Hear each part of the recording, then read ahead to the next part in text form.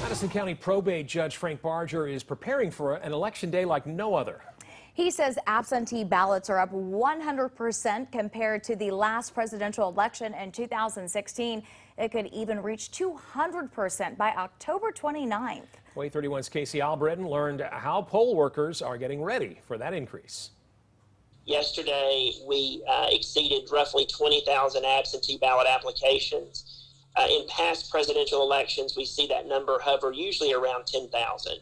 So COVID has surely increased the number. Madison County probate judge Frank Barger says he expects to see record absentee ballot numbers this election. Not surprised me for us to see nearly triple or a 200% increase in the number of absentee ballot applications. Barger says usually absentee ballots are counted starting at noon on election day. We're going to start at 7 a.m. just the same as when polls open.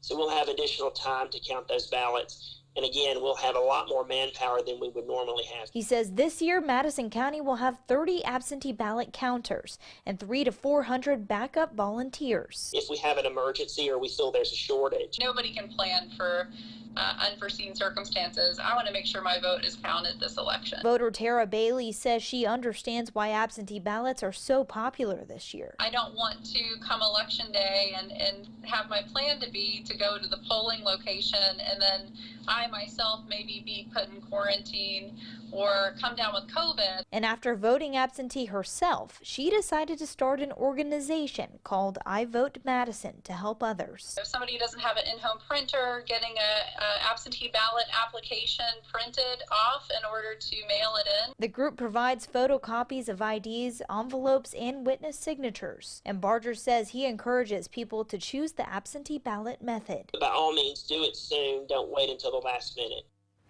I Vote Madison will help voters every Saturday in October from 10 a.m. to 2 p.m. at the Madison Public Library. The Lauderdale County probate judge told us he expects to see more people choosing to vote early through the absentee process.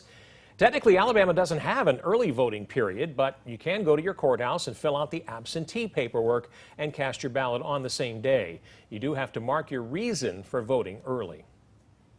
There's even more help available in Madison County if you're voting absentee. Plainview Church of Christ will serve as an absentee voter assistance site tomorrow.